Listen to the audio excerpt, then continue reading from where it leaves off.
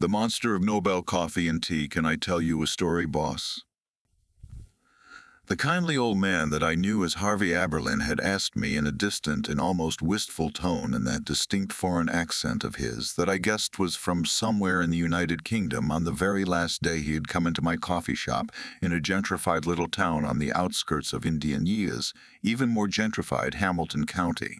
He had ordered a tall pumpkin spice latte with a single shot of espresso like he always did around that time of year in the 6 or so years he'd been a regular, and he had been his usual cheerful self when he came through the door, greeting me with his signature ear-to-ear smile, and sat down at the table furthest to thee from the shop's only window, as he often did while engaging me in the pleasant banter. His abrupt shift in tone was not overly concerning to me at this point because I'd long ago labeled him as a bit of an oddball, though I couldn't help but notice a certain heaviness in his tone, like he had been wanting to say what he was about to say for a very long time. Since it was getting fairly late in the day at this point and business was slow, I decided to humor him at least until other customers came in. "Sure, Harv. What kind of story?"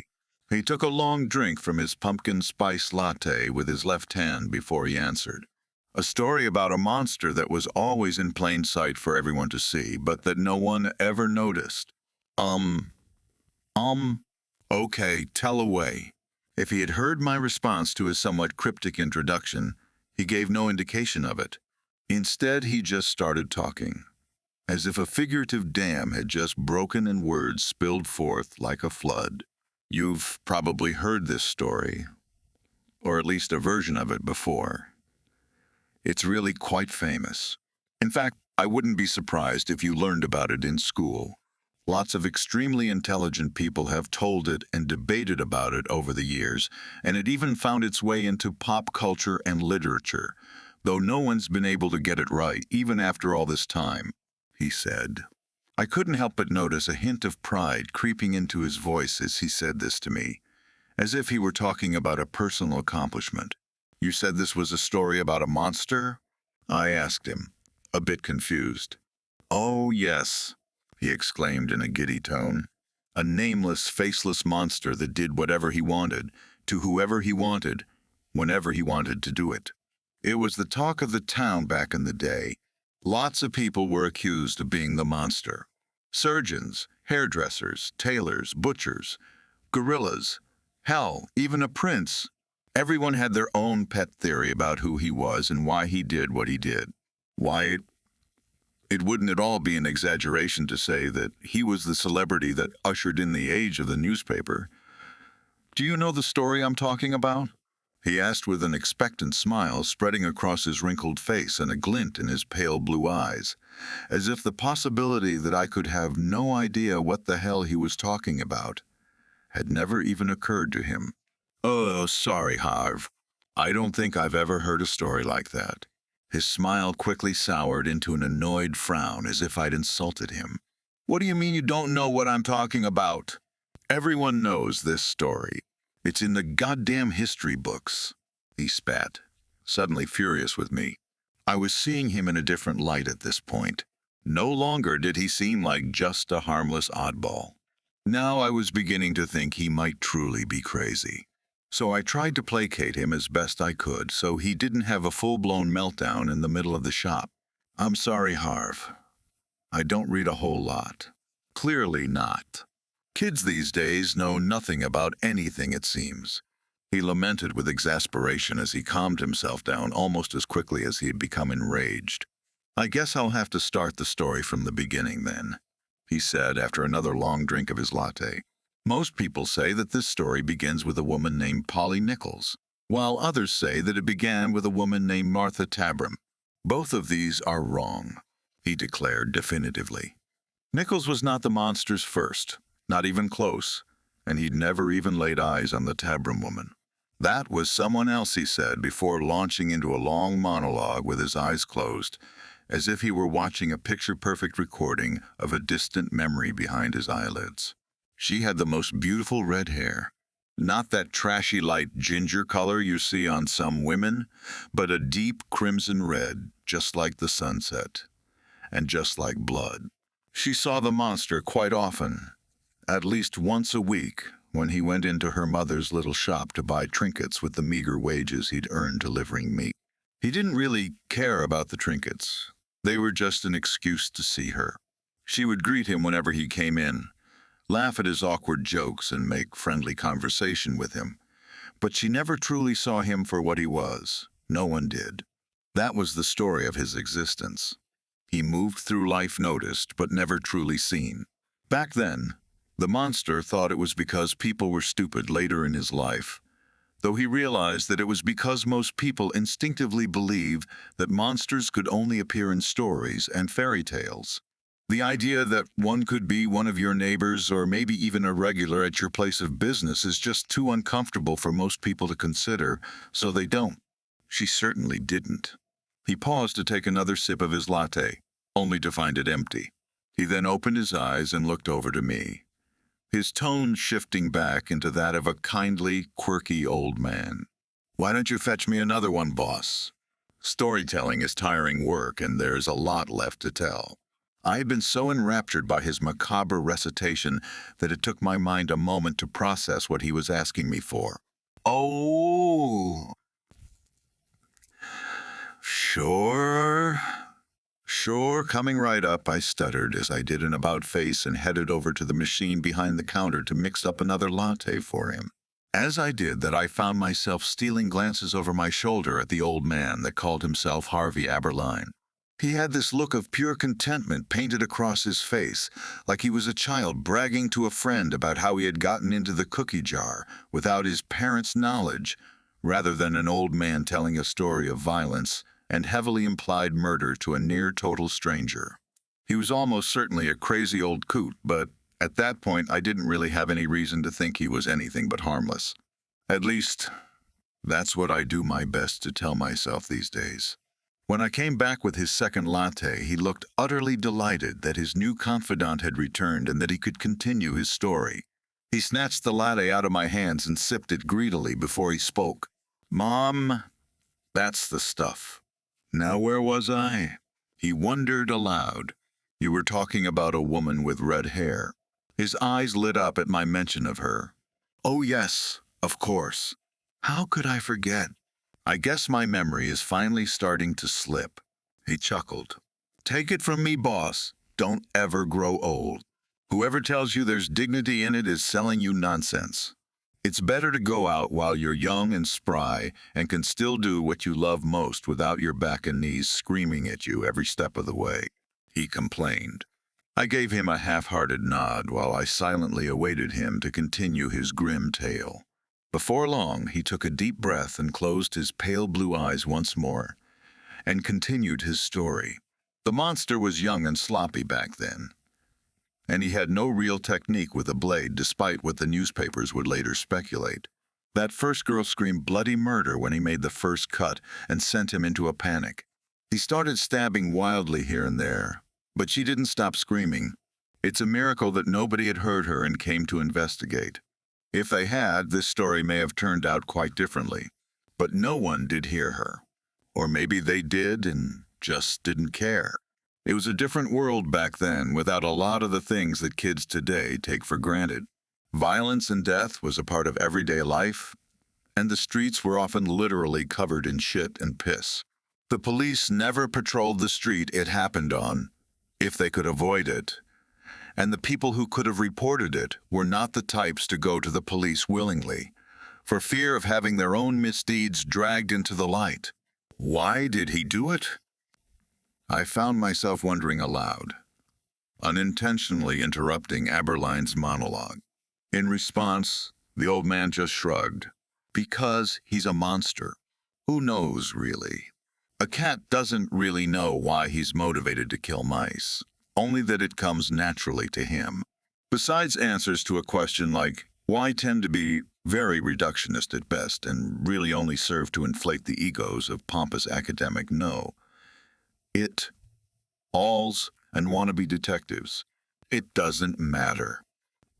Anyhow, you'll probably want to hear about Nichols now. I think that would be best for simplicity's sake. The others before her were pretty boring. The monster hadn't quite gotten his craft down yet, and you wouldn't know who they were anyway, No paper ever covered their deaths, he said dismissively before he slipped back into nostalgic remembrance. It had been late one night in August, or perhaps early morning, when the monster laid eyes on her stumbling down what had been called Osborne Street back then, talking with some woman he assumed was a friend of hers. A single gas lamp at the far end of the street, so it was rather difficult to get a good look at her. But even from that distance he could tell that she was quite drunk. He hadn't committed himself to taking her at this point, he was just watching. She bantered with that friend of hers for perhaps 10 minutes or so before she said her goodbyes to her and staggered back down the street toward the monster. Once she was close enough to him, he went up to her as naturally as he could and made conversation. Her speech was slurred and difficult to decipher, but eventually she did manage to proposition him as well as anyone in such a state could have. It was at that moment that he decided he would kill her. A lot of self-proclaimed experts have said over the years that the monster chose her because he hated women of her particular profession, that perhaps such a woman had given him a disease, or that perhaps his own mother had worked in a similar capacity, and that Nichols had been a hateful reminder of that. All of that was nonsense, of course. He bore her no real ill will. He'd never even seen her before that night. He chose her simply because he knew that she would be easy for him to execute with impunity. That was the only real reason he chose most of the women that he did. If he'd made a habit of selecting and pursuing the respectable ladies of high society, he would have ran a much higher risk of exposure and capture. There really wasn't any more to it than that. But I'm getting ahead of myself. He paused once more and took a deep breath. He made a show of negotiating a fair price for her services, and she confided in him that she was in need of DOS money for a place to sleep that evening. After giving her a sympathetic look, he agreed to her price. She took his arm, and then off they went together into the darkness. Nichols chatted incessantly as they walked despite her inebriation, particularly about this black straw bonnet trimmed with velvet that she seemed rather proud of. The monster, for his part, made half-hearted attempts to reciprocate her enthusiasm for conversation until he felt they were far enough from prying eyes. Then he wrapped his hand around her throat and squeezed until she was nearly unconscious. Then he lowered her to the ground and cut deeply into her throat with the long-bladed knife he had carried with him for that exact purpose. Her death was not like the first woman's. She had no opportunity to scream. Once he had finished his work, he found himself struck with a peculiar desire the likes of which he'd never experienced before. In the simplest possible terms, he found himself wondering what the woman's innards looked like, and quickly set himself to the task of satisfying that curiosity with his knife. He didn't know it then, but this simple act of curiosity was the beginning of his legend. Once he was satisfied, he left her on her back in a place called Buck's Row and returned to his own lodgings for a very restful sleep. The monster had no dreams that night and slept without a care in the world. Harvey Abberline then paused his retelling and looked over to me as if he were expecting my feedback. I had no idea what to say. To say that I was deeply disturbed by the morbid direction his story had taken, and that I very much wanted him to walk out of my coffee shop and never return while accurate, felt totally inappropriate to say to this man who I felt was not right in the head and very possibly dangerous. So I asked the only thing I could think to ask. What happened next? Abberline took that as a cue to keep talking. Yes, the next one was Chapman, I think. Yes, that sounds right. Annie Chapman. She wasn't like Nichols. She was actually rather attractive for her age. Even had all of her teeth as far as the monster could tell. He'd chosen her at the end of the first week of September, that same year, after a long night of searching for a woman that was just right for what he had in mind. He ended up making quite a mess of her in the backyard of a house on. What was the name? It was 29-something. Hanbury. That was the name. He'd heard somebody moving about in the yard next door, and that gave him quite a fright. Mind you, it didn't frighten him off from finishing the job properly and taking what he needed from the Chapman woman. But he worried all the way back to his lodgings that whoever was in the yard next door had seen him at work. Perhaps even seen his face, but nothing ever came of it. It was at that exact moment that the front doorbell of the shop rang out and some of the other regular customers started filling the shop. Abberline stopped his recitation immediately, flashed a pleasant smile and waved to a few of the people he recognized and began bantering back and forth with them about the weather and other forgettable day-to-day topics. And I was once again baffled by how this man could go from morbid and creepy to benign and charming like he was flipping a switch. Don't get me wrong. I was grateful to have a respite from his awful tale, however short. But I was still just amazed by how thoroughly harmless and even boring he seemed, while he made conversation with the other regulars. If you hadn't had heard what I'd been hearing over the past few hours, you'd have never guessed that anything was off about him at all. I did my best to avoid making eye contact while I went about serving the other regulars, but I could feel his cold blue eyes on me nevertheless, watching and waiting patiently. It made the hairs on the back of my neck stand on end. To my dismay, the other customers left fairly quickly after receiving their orders, once again leaving me and Harvey Abberline as the only two people left in Nobel coffee and tea. He gestured for me to come back over to his table, and I did so slowly while trying very hard to think of a clever and creative way to get him to leave. What I ended up saying was not very creative at all. "We're gonna be closing soon, Harv. Don't worry, boss. I won't take up much more of your time. We're just getting to the fun bits anyway," he replied with enthusiasm. He then launched back into his tale without giving me a chance to respond. That business with Chapman had the whole town talking. The papers couldn't get enough of it. Everywhere you looked, someone was talking about it. And after a few weeks of enjoying the fruits of his labor, the monster had the brilliant idea to introduce himself to the world. How did he do that? With the letter, of course. "What letter?" I asked. He didn't bother to elaborate. He seemed utterly consumed with telling his story in the precise way he wanted to tell it. The monster waited for the letter to hit the papers, but it didn't. He suspected, and would confirm much later, that those simpletons at the news agency had thought it was a hoax at first. A hoax. Can you believe that? Those utter buffoons had been personally addressed by greatness, and they called it a hoax. "I tell you, boss, some people are completely worthless," he said in voice that dripped with contempt. Their incompetence didn't deter the monster, though. Quite the opposite, in fact. It spurred him on to get right back to work just a few nights later. He'd made a foolish and hasty choice when he picked the Stride woman, and in his haste he'd forgotten to make sure he wouldn't be disturbed while he set about his work. He ended up having to flee when some fool on his cart almost rode directly up to him mid-cut. Let me tell you, boss, you've never been so full of blind rage and frustration as the monster had been as he walked over to Meister Square and grabbed the first woman he could get. There had been no interruptions with that woman, only sweetest satisfaction, as he did to her everything he had intended to do to Stride. He was so pleased with himself by the time he was done that before he went back to his lodgings, he wrote up a quick note about his success on a postcard and sent it in to those idiots at the news agency the next day. And I can assure you that they had a much harder time calling that one a hoax, boss. I didn't want to hear any more of this, but I was also legitimately afraid to interrupt him. So I just did my best to keep a passive and expressionless look on my face while his tale reached its crescendo. There's only one more from that year worth talking about.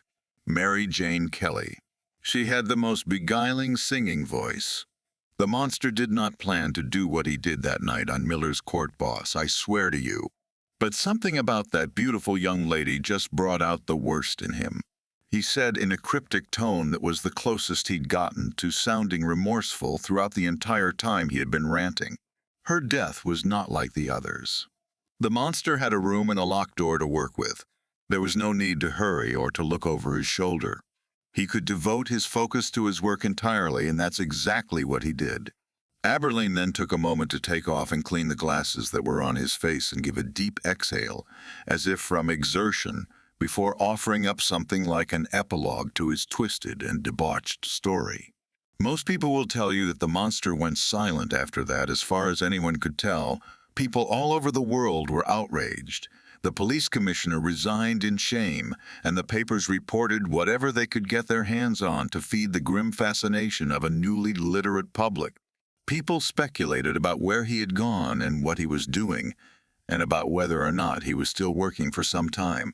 Eventually, though, due to the passing of time, the cases went cold, and so did the fascination.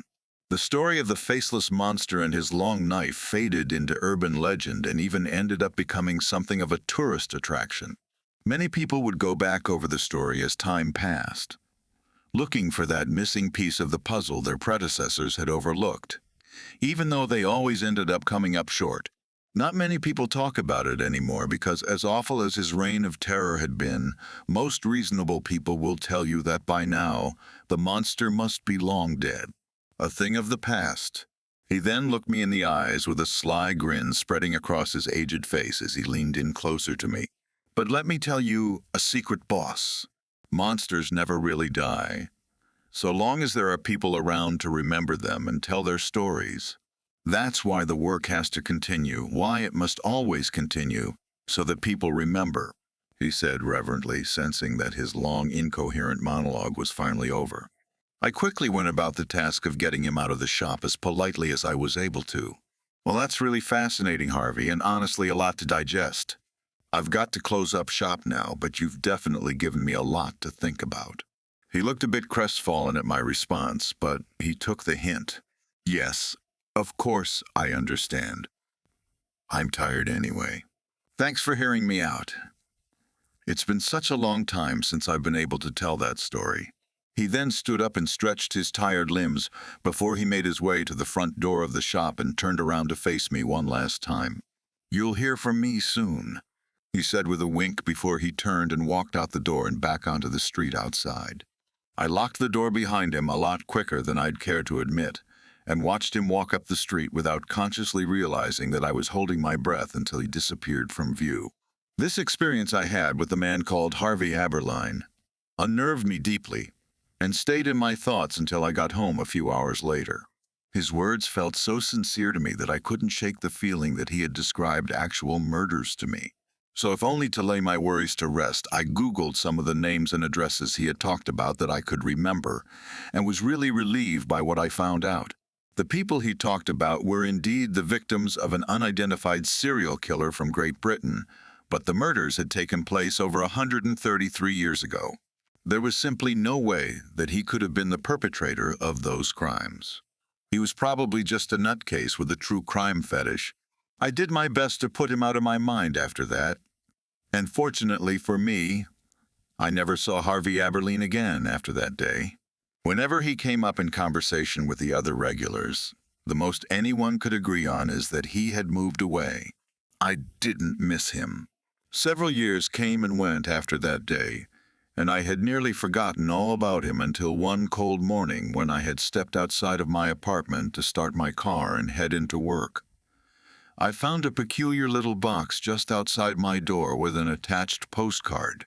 There were no addresses or postage stamps anywhere on the box or postcard, which to my mind could only have meant that someone had to have already known where I lived and dropped it off by hand. The postcard itself contained a short message written in spidery handwriting with red ink. Dear boss, I hope this is enough to convenience you. I'm a lot of things, but I'm no liar. I then somewhat hesitantly took the box into my hands and opened the lid. Once I saw what was inside the box, I immediately vomited all over my front porch and ran back inside to grab my phone and call the police. I would end up finding out later that the putrid contents of that package from hell that had been left on my doorstep was in fact a cleanly excised woman's uterus. The cops were never able to find out where it came from, and as I type this, I still live my life in fear, looking over my shoulder wherever I go, and I guess the only thing I have left to say is this warning, that if you ever come across a peculiar left-handed old man with a taste for pumpkin spice, run away as fast as you can, because he very well could be the monster that I met at Noble Coffee and TA.